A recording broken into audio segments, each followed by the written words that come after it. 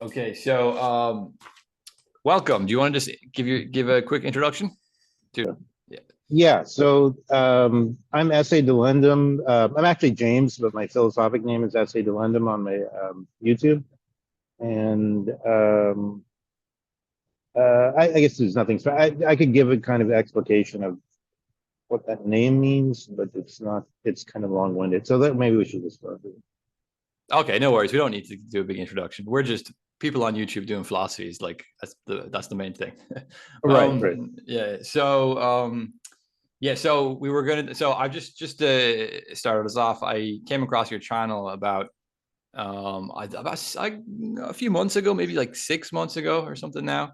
And I did like your videos because you do these kind of meandering, more free association style videos where you have like a vague topic and you kind of just, it seems to me anyway, like you're kind of just seeing what comes into your head and then you're I playing have with a the big idea. stock of research, and then I tried to make something of it, and it's just it's the process of seeing what I'm thinking.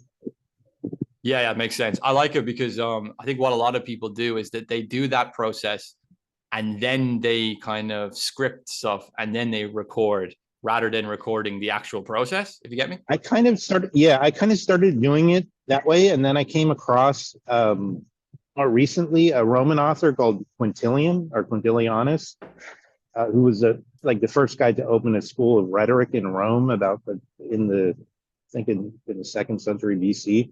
But he was already saying Cicero we've degenerated from Cicero's quality of rhetoric, and we need to use language to give subject matter as much as importance as language can give it. And one of his things is talking about. So one of my subjects is thinking, like Ross's thinking and Heidegger, what is thinking, and using the word cogitatio in Latin. He uses that, and he says there's this method of doing rhetoric where you build up a stock of stuff, and then in emergencies of debate, he says you can have it not in a finished form, in a polished form, but just have it things ready to deploy. And this, because not writing it down and not having it in a finished form, but having it in cogitatio in your mind, having it ready. And I kind of like to do that because I think there's a big difference between having things in one's mind and actually saying it out loud. I think it changes the quality of it. Yeah, definitely. So that's part of it. Yeah, that makes sense. I find, yeah, once you try to communicate something, it seems to alter it, like from when it's in your mind to actually the communicative form. So there's definitely something to that. That's definitely something I think that needs to be explored more because a lot of people today, they kind of they overscript things because they think that if it's too long-winded or it meanders too much that it's going to bore Well, I people think or Jordan something. Peterson especially has been doing that recently. I know I don't really follow him that much anymore. I was kind of trying to follow him for, I don't know, maybe a year or something, but I've kind of given up on him. But it's like I notice he's gotten very polished and he's very like it's almost like he's making a small film every time he gives a lecture. Yeah, his old stuff was more meandering. He would kind of, especially when he give like live lectures, he would have a vague topic, and you could see him thinking, and he would kind of stop and pause, Right. which is like a And big even no. in the live yeah, even when he's like on a news show, you could see him thinking, where Yeah, there's like a Hannity or something where there's a demand for immediate response. He would yeah, still kind of stop and think, which kind of gave me hope with him for a while. yeah. Because like to stop and think is a big no on the internet now because we have to Yeah, have everything polished and ready to go, and if you don't immediately respond, it's like attention you're span, gonna get attention one span. up, and Yeah. it's like I think that's the product of the attention economy as well.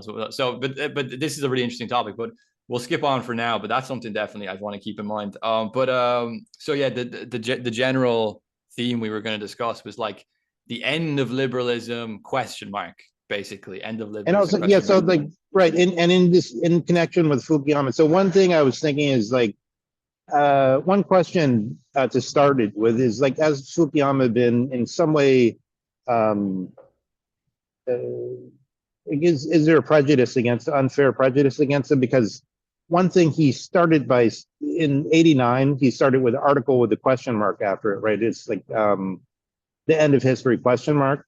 And then the book doesn't have the question mark, but it's like what is it? It's like 500 pages, but it's like the whole book, The End of History and the Last Man, seems like he is trying to actually ask the question rather than just argue the thesis. So, I mean, how did Yeah. you feel about it when you? That's always been my statement about Fukuyama, that he is asking the question, especially if you read the last section on The Last Man, where he brings up Nietzsche a lot.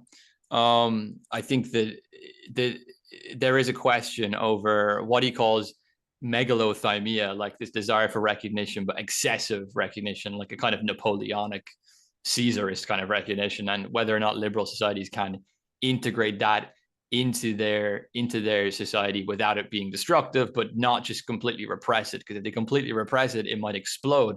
So, but like I wrote something recently on my Substack, basically saying I don't even think isothymia, which is like the more moderate recognition as equal. I don't think that even works anymore in liberal societies. I think that task is gone completely out the window for various reasons, which would take me a long time to explain and get into. But Yeah, yeah, there's a lot of different kind of interpolations or interpretations of those terms, and one of them I was thinking about is with isothymia, if that really just means demand for equality or egalitarianism.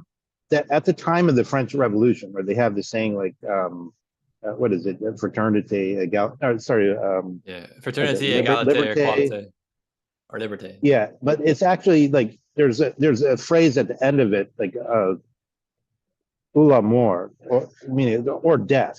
It's like they're fighting a revolution, right? It's like it's like liberté, égalité, fraternité, or death. So it's like they were actually. Fits a Schmittian idea of like live politics is being human beings being dangerous and being willing to risk their life, whereas so the isothymia was actually it was political in the full sense. Whereas today, I think the issue is more on a new issue, which is this Schmittian issue, which is have we become neutralized, where we're no longer political? And so like this is something actually I wanted to read is from there's an article by Habermas on the Ukraine stuff, and it's kind of interesting. It's like a parody with Dugin in a certain way, but it's more like leftist people like Habermas, and they announce themselves as being religiously and culturally diverse and being for pluralism. So Dugin is also for pluralism, but in a different way. He's for his multipolar world order. But so Habermas says this. He says, let me just read this paragraph. It's skepticism of military violence hits a prima facie limit when it comes to the price exacted by a life, and in italics, by a life stifled by authoritarianism, a life in which even the awareness of the contradiction between, in italics, forced normality and in italics, self-determination would vanish.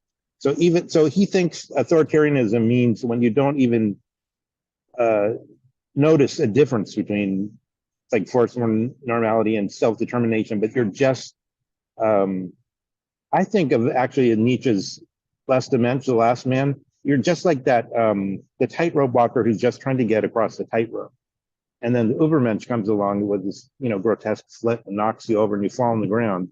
But it's like you're in a trance or something. You're in a trance. That's how they're thinking of, Habermas thinks of the authoritarianism, which actually Dugin like wants. He wants the collapse of that place where everybody's trying to be self-determined rather than following the thing. He wants something like, I think of the ancient, prior to the Western history, the Wanex, this figure of Mycenaean domination, prior to when, like in your title of your thing, when you talk about agon, like legal polemics, like thumos, thymos, like I'd like to say thumos, so it's almost like a Simonic dispute, like thumos, thymos. And it's like when that starts in the beginning of Athens, you get a total change from this auctoritas society, this authority society, where the people don't even think, like probably like 2,000 years in Egypt, nobody even thought about those issues of breaking from it. But I think there's something different in what Schmidt's talking about than in original isothymia, which is like, yeah, revolutionary thing. Yeah, yeah. Demand for equality.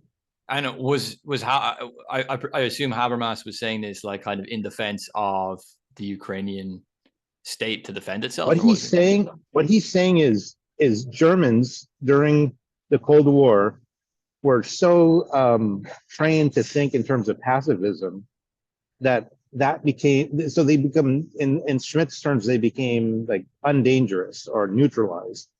And basically, one of the big reasons is because of the doctrine of mutually assured destruction, right? So they think there's no possibility of a real war. And then plus, whenever there's any problem, what we do is we point to the courts. So Habermas is saying earlier in the article, he's saying like, oh, Germans think they can just point Putin to like the Hague or something and they'll take care of it, like the courts or something, which is totally absurd because they've got totally out of the mindset of politics, of the notion of, as Schmidt says, of like the possibility of physical killing. So that what he's saying is, sorry. No, go ahead. So like what he's saying is there's a point where Germans must decide whether this desire to keep the liberal society where they can know the difference between forced normality, which they suffer in everybody suffers in some ways, but with the goal of self-determination, whether the fact of that the possibility that that society could end is worth fighting for, which is kind of a contradiction because they've come to think of themselves as pacifists. Yeah. Well, I mean, like Germany after World War II, I mean, like the whole project is like depoliticize Germany and just turn it into an economic nation, right? So it's like, but it's interesting that even Habermas social market economy, yeah. But like, it's interesting that even Habermas is saying this because I've never read Habermas, but I've always thought of him as that guy who had this really naive view of communication technology that like is going to democratize this all, turn it into like rational deliberators. So the fact that even he's saying, go ahead. I was just saying on your other talk about Nietzsche, the guy you were talking to, that was interesting what he was saying about Ayn Rand. He said there's in a certain way there's a connection between Ayn Rand and Habermas on her focus on discussion. Yeah, that's Daniel. That's from OG Rose. Yeah, that's a great talk actually. So I'm glad you listened to that. I think that something that comes up here as well is the kind of conflict management of liberalism. Like, so you've got these talks now of even Habermas is admitting, well, the issue of sovereignty is important because the kind of post-war global market economy is sort of it tries to depoliticize everything and like turn down the willingness to take politics seriously enough for actual conflict, like potentially physical conflict, but in particular, I think between different nations and so on. So I think maybe the Ukraine war has reminded Europe that actual sovereignty is important because things can happen that we don't expect them to happen and so forth. Right. But like I think also it's like this. Go ahead. Sorry, I mean it's like statistically, it's like almost all Germans are not willing to fight for the country. They say that, and it's like most Russians are. So it's like totally different. Totally.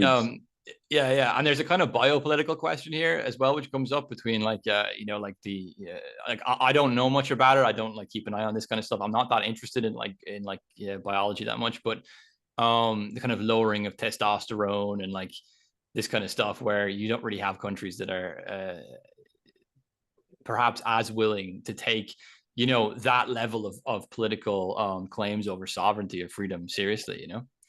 Well, I think that's partially that is like a Nietzschean issue. So it's like in Fukuyama is talking about Hegel, but Hegel had no conception of this division between the Letztermensch or last man and the Übermensch or the Superman. This is totally a Nietzschean issue.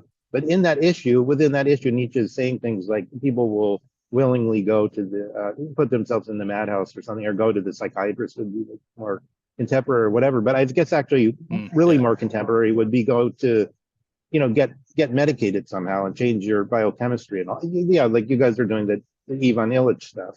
And so it's like this whole system. That's very interesting. What he's saying is like, it's only in the 70s where we started using the term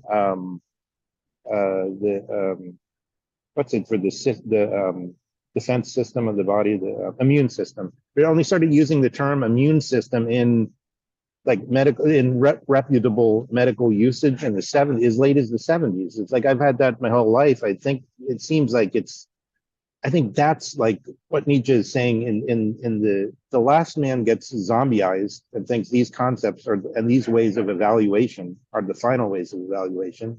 So I just think of my whole life in terms of immune system, adaptive immune system, and innate immune system, and pathogens, the bacteria, and stuff like that. But it's not the only way. It's not the only way to evaluate the human body, right? So it's like you Yeah. get the Ubermensch knows very well that he can do this grotesque somersault over the guy that's in the hypnotized in these ways of evaluating is the way I see it. Yeah. Like it's funny because like we have this time of the politicization, and then you kind of have a return of phenomena which forces us to encounter that encounter the political in a more direct, real sense. One is the Ukraine war. I think there's some other ones to do with technology as well, like biotechnology. And also currently in Israel is Israel too, yeah. And and actually the Israel question, I haven't really been keeping track of it too much, but it seems to me that like there was like some sort of security breach because the systems are too complicated. Like the systems they have of security there are like so kind of technically advanced and complex that could be that it's like it's like if you have like a smart app for your heating and your plumbing, and it's like this your app goes bad, everything falls apart, you know. So it's like over reliance on these kind of post-war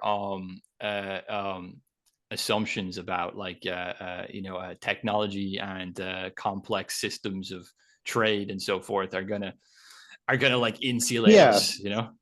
Because you just kind of ignore that if you really treat people unjustly, and if you have somebody like Netanyahu, I think is like he doesn't have justice at heart. You can tell he has no real sense of justice, and it's like if you have that, then people are gonna, they're gonna revolt against it. It's just human. It's a human thing, and you can't. Yeah, it's very hard to control that, right? Even with all these advanced AI and so on. Yeah, exactly. It's like, and as Thaddeus Russell, I'm not sure if you know Thaddeus Russell, he was talking about this recently, and he said about Israel, he was like, after World War II, it's like, let's put a kind of like Jewish state, which is kind of an ethno state, in the middle of like a sea of hostile Arab people, and like let's all like get really surprised when that doesn't go well. Like, so it's incredible. Like one of the things about kind of this kind of post-war liberal society which amazes me is even the lack of kind of practical wisdom among the leaders, the incapacity to really minimally judge the world and situations, even in a kind of vulgar bourgeois sense, it seems to have kind of atrophied or faded away, and now we just have these kind of stupid decisions which are being repeated like over and over again.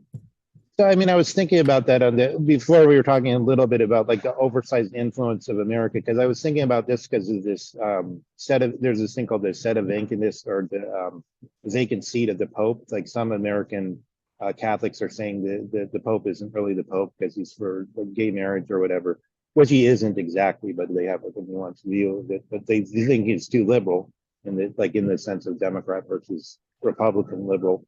But that's like they've begun to say any Catholic who's a Democrat, who's in the American Party of the Democrats, is not really a Catholic. And so it's like this Democrat-Republican thing in America seems to have like a footprint everywhere else in the world. And I was thinking, like, there's a joke I was thinking, it was kind of lame, but it connects up with Fukuyama. Fukuyama is saying America is a juristocracy. So it's like I asked a lawyer I told a lawyer that Fukuyama said, an American lawyer about that. He said, well, is it really true that the Congress is mostly lawyers? And they're not. But what Fukuyama means is like everything's handled by lawsuits and by, there's like a grind where you can't get anything done in America except strictly like now it's more and more just like on a straight party vote. Either the Republicans get their way or the Democrats get their way, especially in appointing Supreme Court justices. But like on that notion, I was thinking like it's like there's this joke: how does a lawyer sleep? He lies on one side and then he rolls over and lies on the other side. So it's like this turning back and forth in their sleep is affecting the whole world, kind of between the Republicans and the Democrats, as possibly as represented by Biden and Trump. Yeah. So do you want to bring up the old Dugin into the situation, because I know you're a Dugin commentator. There's an interview on a Canadian talk show called The Agenda in 2015 between it's sort of like Fukuyama on one side and then Dugin and some guy called Ivan Krastov from Bulgaria on the other side. And like at one point, it kind of shows the essence of like the polemic or the Stumos, Thymos, whatever, Hercules labor in there is like the host says to Fukuyama, so Mr. Dugin is saying you, Fukuyama, are a normal Western man and therefore a racist. And then so like Fukuyama says, well, I think Dugin's only problem is gay marriage. So actually, so like in 2015, there was this Obergefell case in the Supreme Court for gay marriage, which was like just on the docket. So Fukuyama was probably a little bit preoccupied by that, but it kind of represented to me like there's really a total lack of communication between the two views. And I think the thing I want to try Fukuyama with is whether Fukuyama is genuinely philosophic or whether he's just kind of shallow in a way. And another comment which is made is Fukuyama begins by saying, oh, Mr. Dugin, you're not understanding the difference between human nature and culture. But this, Dugin is the anthropologist and he's studied all these things. And it's like, they're just totally on, I guess what I want to direct my inquiry towards is whether it's true that Dugin is just a deeper thinker, more philosophic, more like Leo Strauss and Martin Heidegger. And Fukuyama himself has kind of admitted that Leo Strauss is a deeper thinker than he is on these issues. So it's like, yeah, just like say for instance, that topic of a fixed concept, fixed evaluation of the difference between human nature and culture. It's not an obvious distinction, and it's been in dispute throughout the Western tradition. Like this Aristotle is talking about what physis means, what nature means, and it's a long topic of complex discussions. But I feel like Fukuyama just takes a lot for granted in his whole analysis, and that's what's breaking down in this difference between the last man and the Übermensch, because it's all about reevaluations of our concepts. Yeah, I feel like Fukuyama, I feel like, some parts of his work do have some nuance and some sophistication to them, but then he seems so committed to the kind of political goal of asserting a kind of liberal end of history order that he kind of turns off the philosophical part of him in order to become in order to become an advocate of that system. And there's a lot to affirm the system. And like there's a lot within his own writings which could be applicable to critiquing liberalism itself, and he doesn't really do that. It reminds me a little bit of Zizek in the past few years, because Zizek used to be quite a good critic of a lot of liberal society, and then as soon as the lockdowns happened, he just started he just like forgot about all of that and just kept advocating for, oh no, it's time to vote for Biden now. It's time to grow up. Or for Bernie. He likes Bernie Sanders. Yeah. So like there's this problem of these kind of public intellectuals that like and it's a bit like the kind of political. It's a bit like the tightrope walker problem. It's like you say something, but when push comes to shove, you're on the tightrope and they kind of freeze. Well, yeah, I do think Fukuyama has been involved in polemics a little bit because it's like he was debating Mersheimer and some of this geopolitical guy and some other people, and it's like he kind of was forced to take the side as though he had simply said, "Yeah, it's the end of history, and this so-called liberal democracy is the last form." And he kind of does say that because like there's somebody called Patrick Deneen who's put Yeah. out a kind of a Catholic option against liberalism, and Fukuyama just dismisses that out of hand as just unrealistic. Mhm. And but on the other hand, it's like he's been cast. That's kind of like he's been cast as that character in the whatever this public discussion he's involved in is. So it's like partially he's forced into that, and then partially I think maybe it's just a limit of the kind of things he focuses and thinks about. He's not thinking about the same things that really he doesn't give an account of Hegel, but he gives something like different than what Hegel's concerned. He's not concerned with the metaphysics of it. He doesn't give like Hegel, Nietzsche, but he gives kind of like in current active political terms that are like actionable. How can one understand like what Hegel and Nietzsche are talking about? Yeah. Also, in the end of history, he gives this account of kind of two different versions of liberalism, a kind of Hobbesian liberalism and a Hegelian liberalism. And I think he understands the distinct there are two distinct views of human nature within the Hegelian and within the more Hobbesian, kind of Anglo-Hobbesian one, Hmm. of which in one self-preservation is like the kind of ultimate goal, and the Yeah. and in the Hegelian one, you've got more like sacrificing yourself for a higher cause, kind of a injunction. Yeah, So it's this pyramid, a message from the absolute moment of history. Um, yeah, Hannah Arendt gives us Hannah Arendt gives a nice image of what she considers liberalism and conservatism to issue from the same disappearance of authority or auctoritas in the Roman usage. There's actually, it's like maybe I discredit myself, but there's actually the Wikipedia page on auctoritas is actually kind of interesting. And they say it has like a numinous quality, and it's something in between a mere like advice and a command. And they talk about auctoritas senatus or auctoritas populi. So there's like the authority of the Senate and the authority of the people of Rome. And it's something that's like I can kind of, without being able to quite grasp it, I can kind of see how we're suffering from a major disappearance of authority. It's like nobody seems to be like really worth a real authority. Like Heidegger is an authority for me, for Dugin and myself, I think. But in general, in the political, but he doesn't really offer any political advice too much.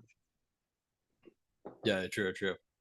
Um, yeah, and what do you think of this question, which Zizek brings up a lot when you're talking about the end of history, which is like, okay, you've got all these populist kind of discontents with liberalism and so forth, but we don't have a valid alternative. We don't really have a coherent kind of Well, see, I ideological. think what he misses is that it's like there is a faith, and the faith is in technology, and the Star Trek: The Next Generation is the clearest version of what that faith was. But the problem, like, you ever see that show, Star Trek: The Next Generation? That's like the liberal version of technology is going to save us. It's like in the future, you're not going to need to fight because there'll be no scarcity. There'll be these machines that can make it these anything you want, and there'll be holodecks and et cetera, et cetera. Like technology is going to save us. I think that was the tacit kind of view that somehow um, uh, modern science brings about a better world on its own. Whereas what Schmidt is saying is the very fact of the neutrality of technology is what makes it so dangerous, because Netanyahu can use it as he wants, and Biden as he wants, and Victoria Nuland as she wants, and so on. It's the fact that it's neutral doesn't avoid the problem of decision of how to use it, obviously. So that's where I think that kind of Hobbes and the problem of technology is where Schmidt starts from. And when Zizek tries to say, oh, we can't envisage anything good in the future, that's not true. There are a lot of people, it's not even the Steven Thinker stuff. was like explaining the world got better. It's more like some kind of cosmic vision of science fiction better world or something. It's kind of people think if we don't do anything, things will just improve. So I think that's actually Zizek is kind of wrong in a way about that. It's not impossible to envisage a better world. It's just that it's a false view sort of thing now that technology will save us. Yeah. I think also what's happening with technology is that it's actually creating radically political problems without even realizing it. It's almost pushing us further back into history. So like, for example, during the lockdowns, it was obvious that the elites had this idea that because they have so much data, because they have so much communicative capacity with each other and with all of the ordinary people, that they have this like false sense of security. They have these like reassurances that like we know what's going on at all times. We have this kind of surveillance comfort of like we know what's going on at all times. We have all this data coming into us, like the PRC or something. Yeah. So it's like so like we're never making a move blind. We're never taking a leap of faith in anything. We're always judging everything by the data. We're always being very cautious and careful. And actually, like what this over reliance on data and on information does is it gives them a false confidence, which then they make stupid decisions, which I think otherwise they may not have done. I don't think. Yeah, maybe like Fauci. Yeah, Fauci is kind of did some. I think like America, like if it's in America, I think like the Republicans really hated it and almost wanted to kill Fauci. Like it's like they really there's like a really deep seated hate for him. But I noticed that like in Stanford in the they have this kind of like right wing think tank called the Hoover Institute. They really put forward good um, counter strategies to the one that was actually used to this. And so it was like there were different. It was like the humans that managed the information and managed the strategy were really the important thing. Not, I mean, they had a tool, but there's different ways of using it. Yeah, there was a group of scientists. I can't remember what they were called, but they put some like memorandum forward or like public document forward to say there's an alternative way to responding to this, and it was less invasive. It was less forced, kind of forced mandates around this and that. And they basically were like this random group of scientists who just got together and decided to put out this kind of public request to do things differently. They were proved very much right. And the experts who had all of the money, the research, the tech, all the information systems controlled by them, they were even in cohetes with the big tech companies, telling them to like censor certain things and so on. And like they got everything completely wrong. So it's like it was also that there was just like personal ego involved. Like Fauci had his strategy and he's just like, oh, we're going to do it my way. And then like he deliberately, even on like concepts that I don't know all that much about biology, but I was looking at a course on evolutionary medicine just like a couple of years before COVID. And Fauci came out and he started saying this stuff about natural immunity. And it's like I'd heard that term in the course, and it was just like a standard biological term, but he made it sound like it meant that Trump was for some kind of social Darwinism. And Trump's strategy for COVID was social Darwinism. And Fauci, have it was just like bullshit. So it's like he's running it, but it's like there's ego involved and there's standards like ordinary bullshit that you get with everybody, with ordinary people. And it was like he was running the whole country based on that. So it's like, I don't know, what can you do? It comes down to human beings using this stuff.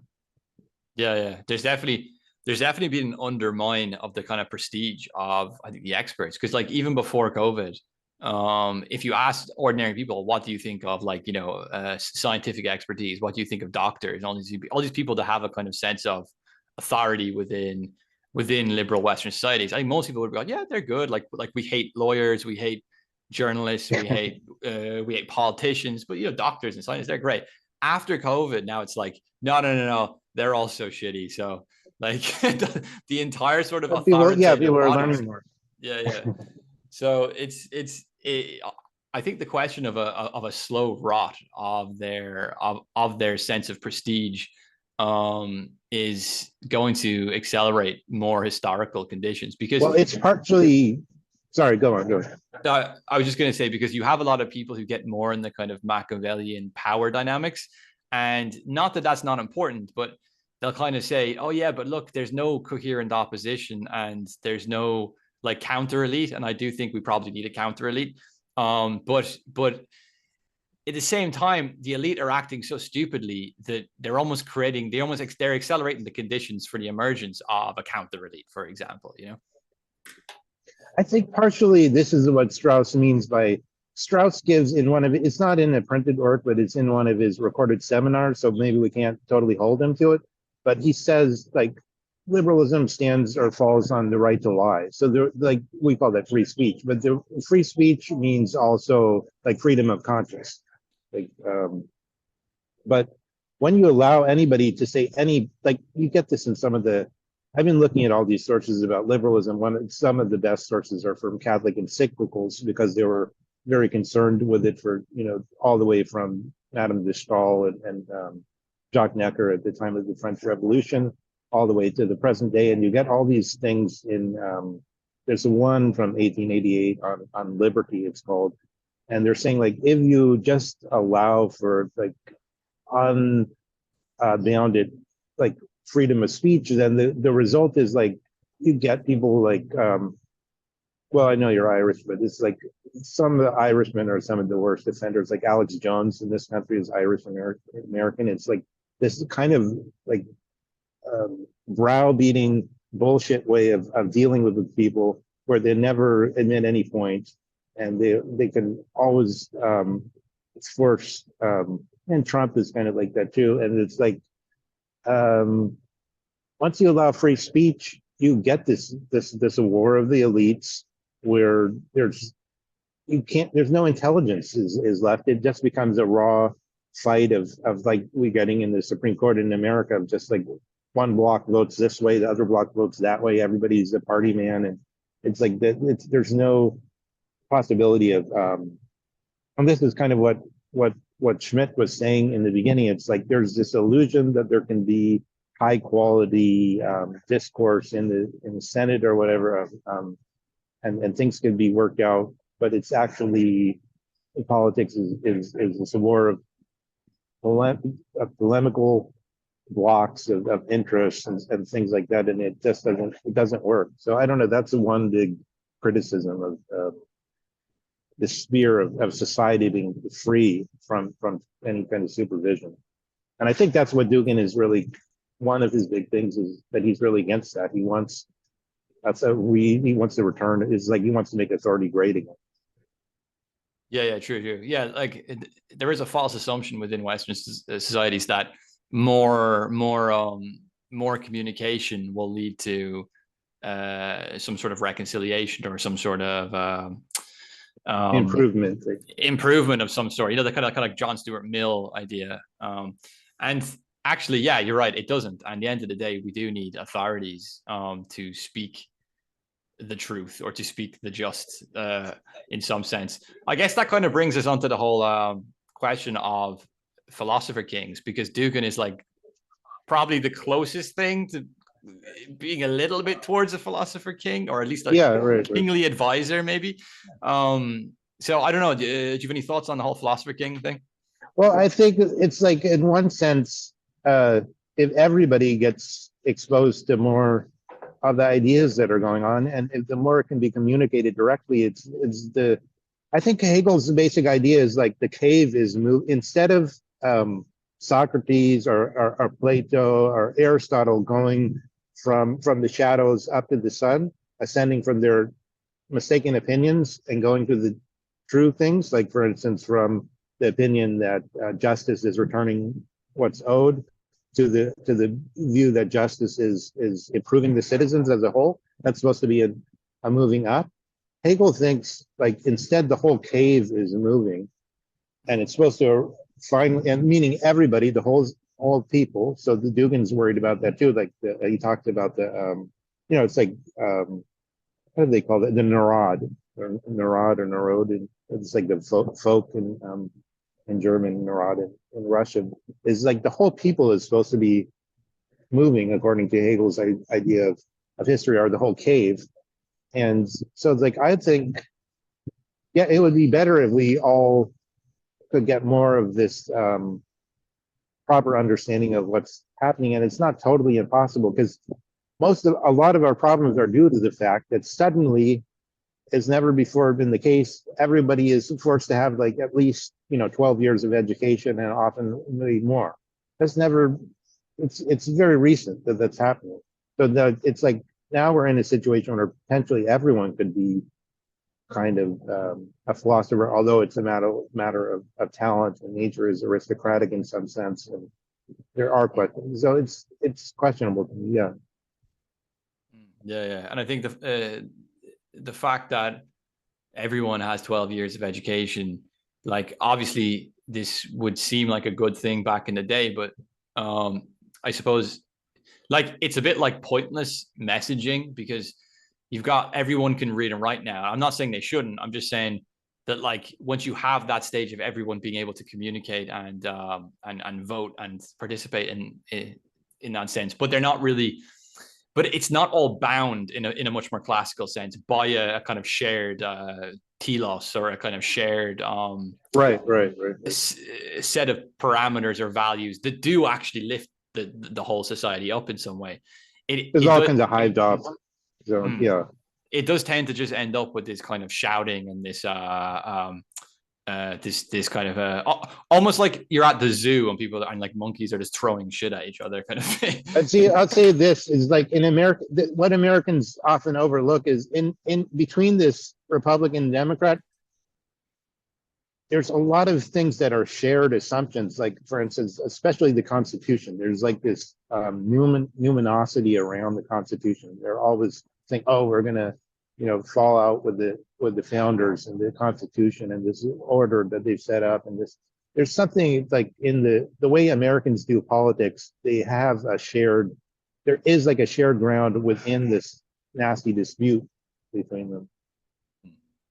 I think this is what Strauss is kind of pointing at. Like liberalism, both conservative and liberal, are right and left, actually share a ground. And what he wants to do is kind of make people see that it's a certain way of doing things, and that there's other ways of doing things. Like Dugin wants to do things in a different way.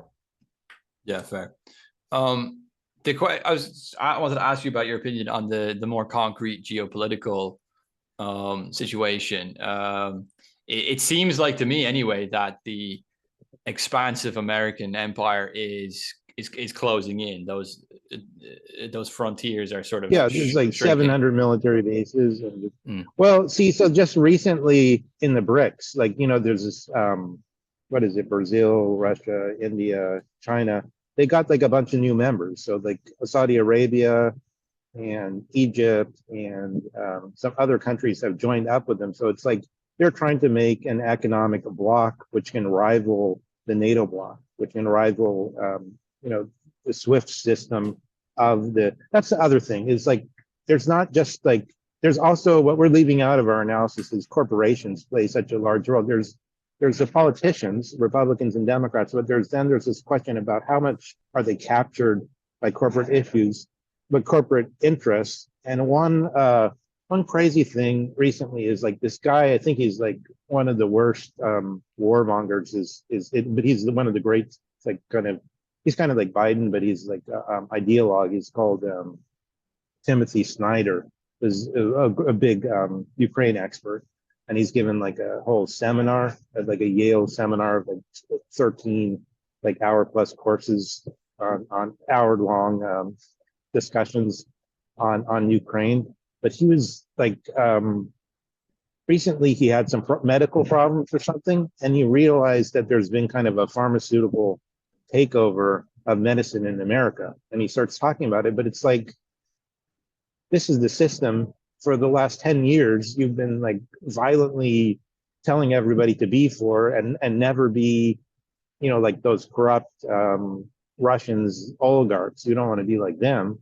But it's your own system is a system that's killing people with the fact that corporations have taken over the medical industry, and he's actually suffered from it himself. So it's, Yeah, I think that that's one of the big question marks for me as well over the long term survival of liberalism is that they can't regulate the corporations. Like, um, back is wasn't there like a 90% tax rate or something for corporations back in like the 50s or something in America? well, see, And yeah, it's no, not really the tax rate. It's what I think what happens is that it's like how do you say that thing about the snake that eats its own tail? I can't remember the name of it, but I know Ouroboros what you or mean. Yeah, yeah, Ouroboros or something like that. But it's like what happens is politicians really love to have money to spend. And so what they do is they give big tax breaks to companies, and they say, like this happened in Trump's when Trump was about 30 in New York. They started bringing in all Trump and saying, build your Trump Tower, do all this stuff. We'll give you a big tax break. And then the result is these companies do bring in, by giving them the tax break, they then do get a lot of tax revenue from them. Actually, the big corporations pay like 50% of the taxes or something like that. But what happens is it's just a roundhouse between politicians that enjoy having money to, like, crack fiends or something to spend, and then they keep saying, how can we get more money? Well, let's get buddy with the corporations, and then it's just it never, and it doesn't, everybody else suffers from it. That's why we have this huge wealth disparity, because they have their thing between themselves, and then everybody else gets more and more pushed aside, and then plus other forces are involved, including that, like, the most advanced sectors of our economy don't employ very many people. Like here in the Bay Area, like there's something called Salesforce, which is like one of these big knowledge economy companies, but it doesn't have to employ very many people because it's all on the net and stuff. So you get there's all different factors in that, but yeah. I actually yeah, have a there's friend who works for Salesforce because in Ireland they oh, have really? their headquarters are here because the Irish government don't charge any tax, very little tax rate, so they can get these American Yeah, companies because they in. bring in so much revenue. The Yeah, politicians love it. yeah, yeah. So it's I mean, it's funny. not that Yeah, they're doing anything bad, but it's just like it's just the closed circuits. I mean, yeah, true, true. And like bringing up Europe America kind of relations, what do you think of, because you've got this shrinking of the American empire sphere, and Western Europe in particular is kind of known as the loyal lapdog of the US, of Washington and so forth. But it seems in the past few years, like the blowing up of the pipeline that's going from Russia to the north of Europe, the um, Macron going to China, kind of defying American desires and going to China to meet with the Xi Jinping, whatever his name is, and trying to secure those relationships. And like I'm seeing little cracks in that Europe America relationships. I don't know if you're well, seeing something. I mean, I kind of push back against that because in GDP terms, it's this Thucydides trap is false because and if GDP is the standard, America has been about the same for like 40 years, and like within 2 or 3 points of GDP, it's like 23%, 25% or something. And China, yeah, so it's not that America is declining in terms of its chunk of the global GDP, and whereas China went up a little bit, but it's still like it's not in any danger of surpassing American wealth. And then add to that America, with its 800 military bases all over the world, has formal treaty allies, which comprise 70% of world GDP.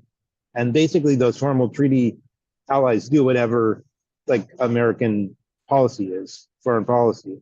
So it's like I don't think there really is this decline of American strength in that sense. There may be a great decline in terms of that anybody thinks that um,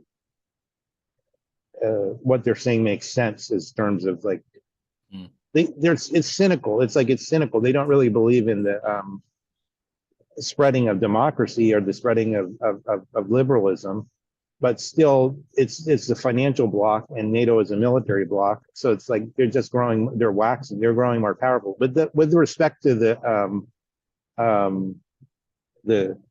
pipeline thing, it's like my experience is like people trained in the elite universities in America really have this notion that there's like Fukuyama is one of them. There's the states that did things the proper way, and they built up their education, they built technology, they created a fair government, et cetera, et cetera. And then there's these other phony states, Iran, Russia, Saudi Arabia, who are only able to compete because they have oil wealth, and otherwise they're just like corrupt scum and backward, countries that have Saudi Arabia with this like slaves and like a family owning the country, and so they have this real contempt for the so-called oil-rich countries who, according to them, and I think Fukuyama is one of them, are just like really corrupt. But I think one thing that I noticed, maybe I'm wrong, but it's just to put it out there, I think there is a rationale. Fukuyama focuses a lot on corruption.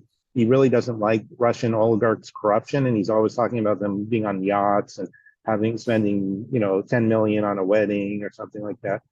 And I think in a certain sense, that is a rational thing because Putin has to remain, it's a weird thing, but I think it's true. It's like Putin has to remain on a socially even level with billionaires and with corporate leaders. Otherwise, he would lose prestige, and the Russians want him to have that prestige on the global stage. So things that look like him building that palace for 100 million or whatever it was, overlooking the Black Sea and all that. It's like there's a certain way, there's a rational meaning to it, just like the president of the US has the White House and Air Force One and things like that. Yeah, it makes sense. I think sometimes we critique these countries and we assume that they perceive corruption the same way we perceive corruption, so their framework for it is like automatically like that thing's bad, but like to them it could actually be okay. Like for example, one of the reasons Putin is became so popular in Russia was because he did regulate a lot of the big oligarchs that were just selling off the country after. He subordinated them. Yeah. So it's like we've got this like kind of weird offense because he's like a strong man and he takes pictures of himself topless on the back of a horse, and he kind of plays this kind of, he walks with the kind of masculine posture, and it's like, but they were in such athletic guy, but like they were in such a kind of shitty situation after the collapse of the Soviet Union. They felt so weak and exposed and just exploited that like they want. Oh no, that's like a horrible long thing. Like there's a guy. Actually, what I would recommend is like listener participants that listen to this is if they are interested in the Russian point of view, there's a good Vladimir Brovkin is a historian who does like a lot of good stuff on the period in the 90s, on Jeffrey Sachs, on all that kind of stuff that happened in the 90s and how Putin came to, because like actually what happened is like there was some guy called Beriev who started this current Russian party, the main party in Russia, and he brought Putin in, and then Putin, once Putin became president, Beriev had privatized the RT, the Russian television station. He was like an oligarch, and then Putin destroyed him, made an example of him, statized the television, took his assets, just destroyed him, and that was like an example. And then it's like, now all the other oligarchs, even though they're still like unruly or whatever, they realize that they can be destroyed if they don't kind of fall in line. Whereas like now, I don't know how true it is, but according to Brovkin, he says this happened in Russia, in the Russian sphere, but it wasn't totally accomplished in Ukraine. So it's like you had this chocolate oligarch, and who was actually, I think he put out something with like a Nazi chocolate bar or something, and like the Stepan Bandera stuff and all that. But at least the part about Russia seems to make sense, at least as so far as I can tell. Like, but yeah, Putin seems like he has Russia's interest at heart. And even if you go back and you look at like, I've been reading like Lord Kurtzon, this former under the Raj, the like I forget how they call it, governor of India or something, and in like 1900 or so, saying this is the way Russians do things, and it kind of makes sense for them, even though we British consider it crazy and doesn't make sense. And also, even Bertrand Russell, who went to Russia at the time when and met with Lenin, he says like, this famous saying like that Churchill saying about democracy. Democracy is the worst of all possible governments. But instead, Russell said, well, democracy is good where it will work, but it won't work in Russia. So it's like, you don't try to force it. Yeah. Well, like, yeah. And like, that brings up the question of kind of Dugin's pluralistic pluralistic nomos, pluralistic nooses, these or no Yeah, pluralistic the war of the logos. mind. And there's I Dual definitely think, machia. and like I definitely think that a lot of the Western politicians at the moment have become really bad. Well, for like many reasons, they've become really bad at like geopolitical negotiation. But one of the factors which has made them really, really exceptionally crap recently is that they keep failing to see that like modern development of industry and technology and so on. Like for example, China. Social media discussions and Like industry and technology.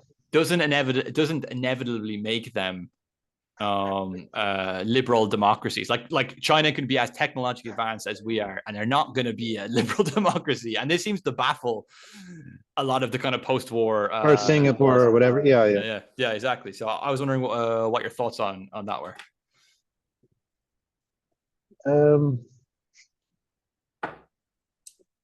I mean, yeah, that's clear, and I think also, but I think there's a certain, I think it's at the beginning of the order. It's like starting about you were talking. I would just look at your thing on where you're talking about tolerance, like at the beginning of liberal, the liberal order. If you could push it back, if you push it back to about 1600, and you say this is the beginning of the Dutch East India Company and the English East India Company, they started a policy of tolerance, and the idea is like the 16th century was all these theological disputes between Calvin and Luther and all this stuff, and the Catholics.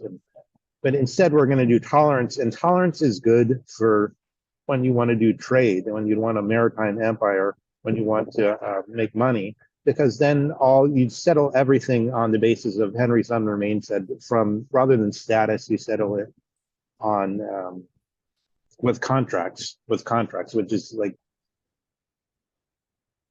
matches up with what Fukuyama says, but he says it as like something bad, that we're a juristocracy. He uses, I think he uses some other term. He doesn't exclusively say juristocracy, but it's like everything is done in these NATO countries by this legal system, which, however, has this problem that it's not, you can't take Putin to, you can't really take Putin to court. You can't take somebody that's not fully in this Schmittian mode of being dangerous into this legal system, because they're not going to, even if they superficially kind of, like Russia actually has kind of like a more liberal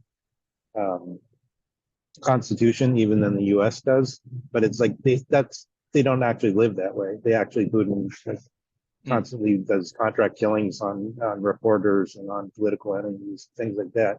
So it's like you can have that legal framework and not be a culture that goes along with it. I think the example that I used to use was Justice Kennedy in his confirmation hearing for the Supreme Court said, like, yeah, it's like if the character of the people doesn't go along with your laws, it doesn't matter. So it's like here in California, for the long time, there was a dispute between the federal government and Californians. Californians like marijuana, and the federal government has a law against marijuana. So they used to send like FBI agents here to bust people because the local police wouldn't bust them.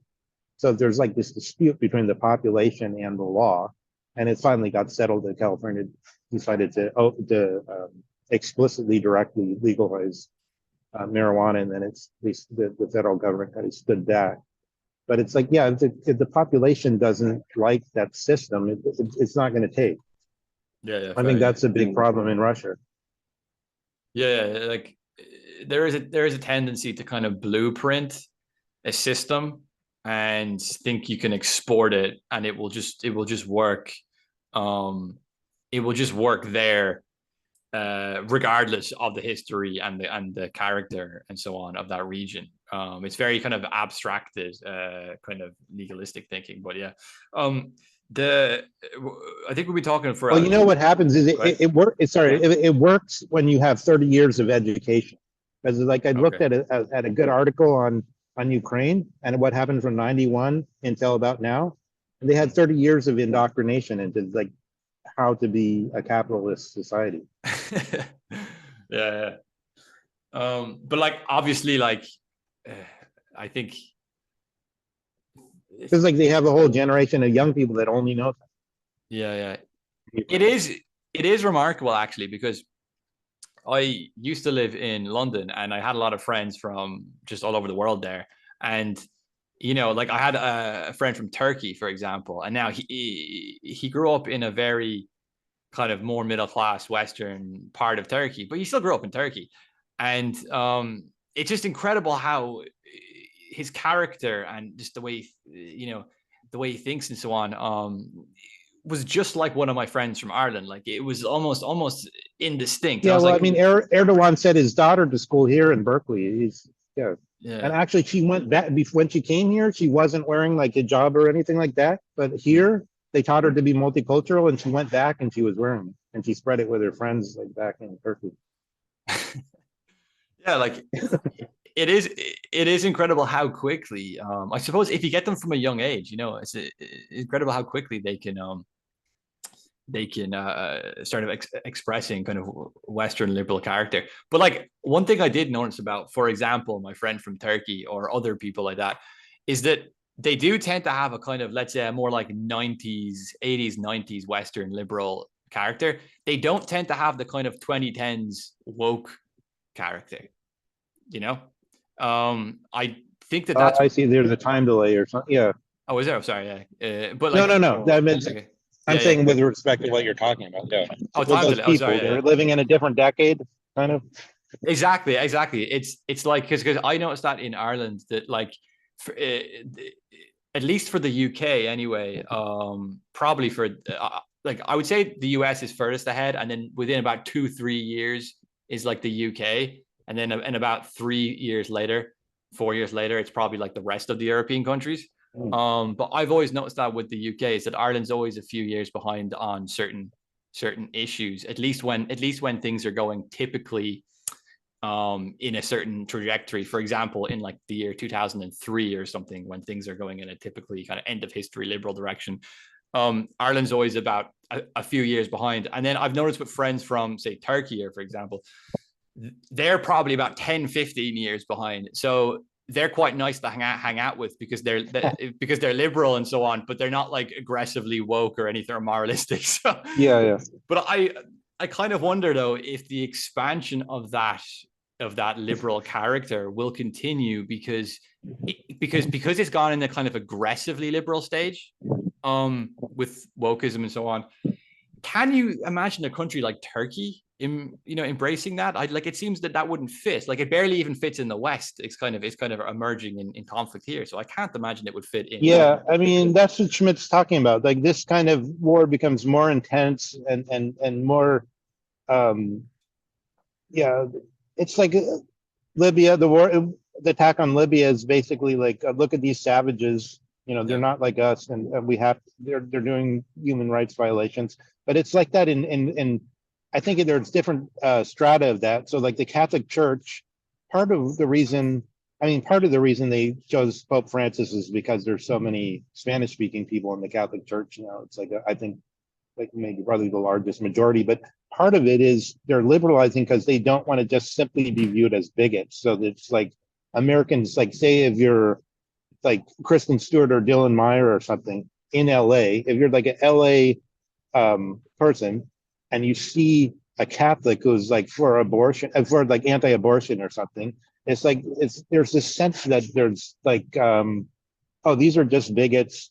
We need to like suppress them and stop them from molesting children or whatever they're doing, and the Catholics will just be removed. And so you could kind of see that with respect to whole Islamic countries and the other thoughts. There becomes a point where they seem like bigots, and they can't be.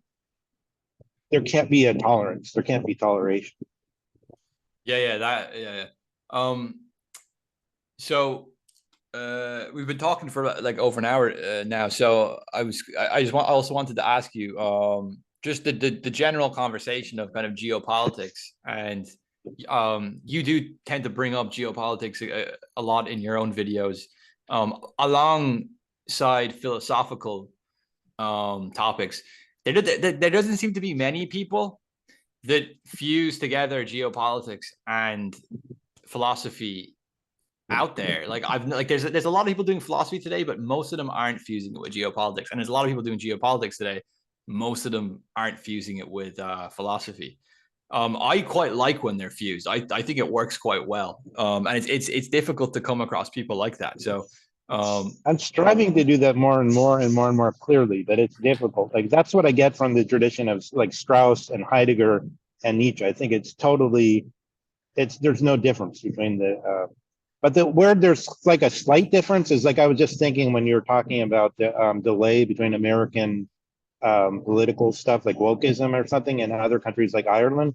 I wonder how much that also happens in intellectual issues in elite universities, because American elite universities tend to dominate, and then there's, so to speak, epistemological issue in the background. So, like when I was doing research into liberalism, I found out like so like the view all my life, and I think Dugin kind of got this too, is like, oh, liberalism starts with Locke, and Locke was concerned with this, the theological wars. How can we have a neutral ground and stuff like that? But then, like in the last like 2 or 3 years, there's been like this trend towards oh no, let's forget about that version of the origin of liberalism. Let's instead look at like Google Ngram. So there's like a really, really good historian of ideas who's also has a legal training, Samuel Moyne, which I follow on Twitter. And like his thing is he's like looking at these Google Ngrams and words to see like the valence of the words. And then they just want to look at the use of the word liberalism in history. And then they go and they see, oh, well, there's these French salons in the 18th century where they were using the word liberalism and they were agitating for the French Revolution and so on. And so then they find the origin of liberalism in Madame de Stael and in these salons of like Swiss French aristocrats.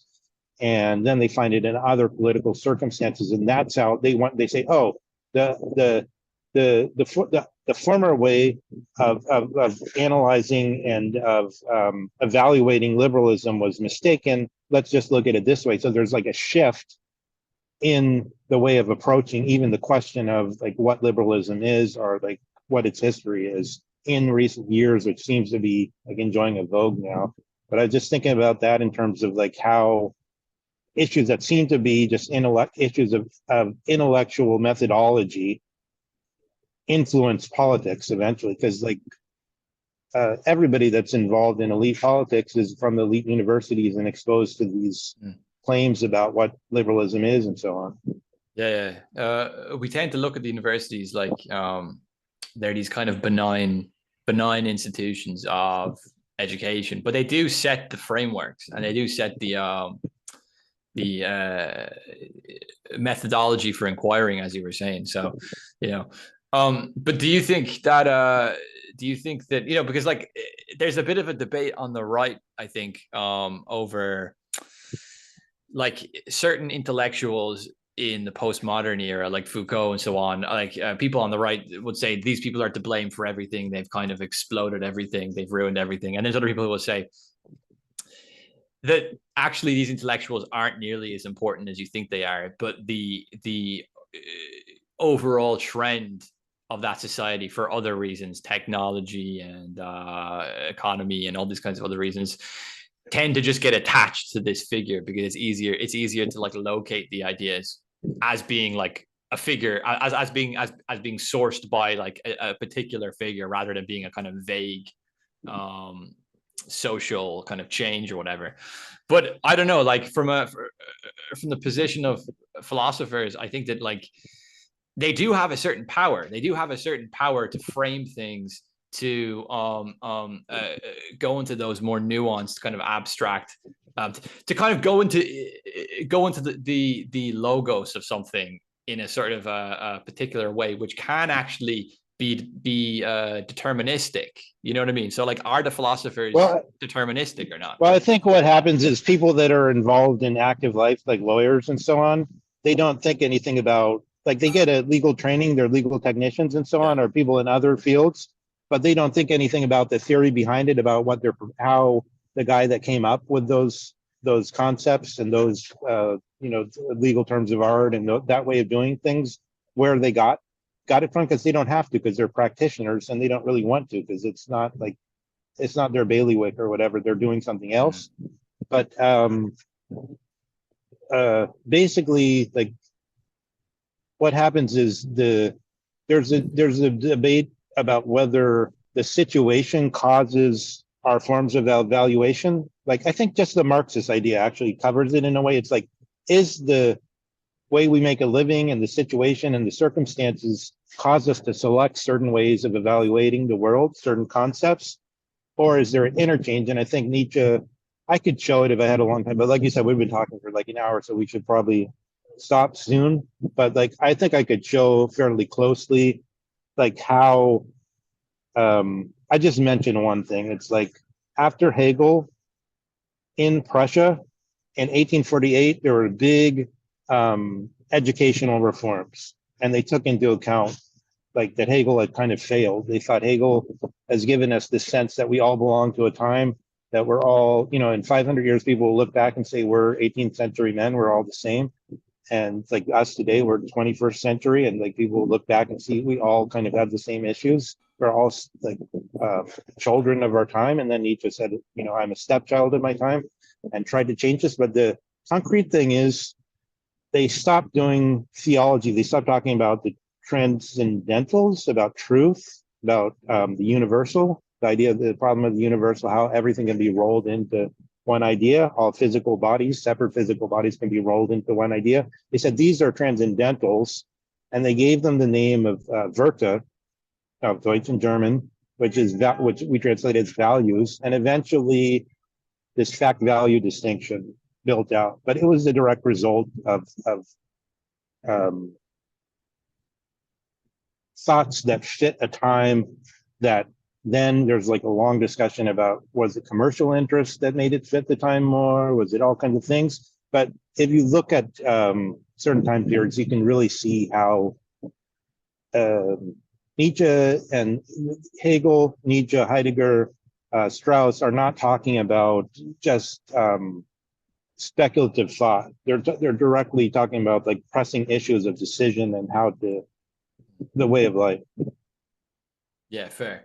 And like one last question before we finish up, because I like to ask people sometimes, do you have any reading recommendations for people that you're reading at the moment, or just anything that you've read that you think you need to tell people to read? Well, like just now on if you're interested in liberalism, the Arendt essay, What is Authority, from 1954. And I mean, people already probably know of Schmidt on the political, and Strauss's answer to that is very interesting. And if you want like the most popular new thing, this Elena Rosenblatt thing is like the latest like cutting edge thing on liberalism, at least from the point of view of like what's popular in the elite university.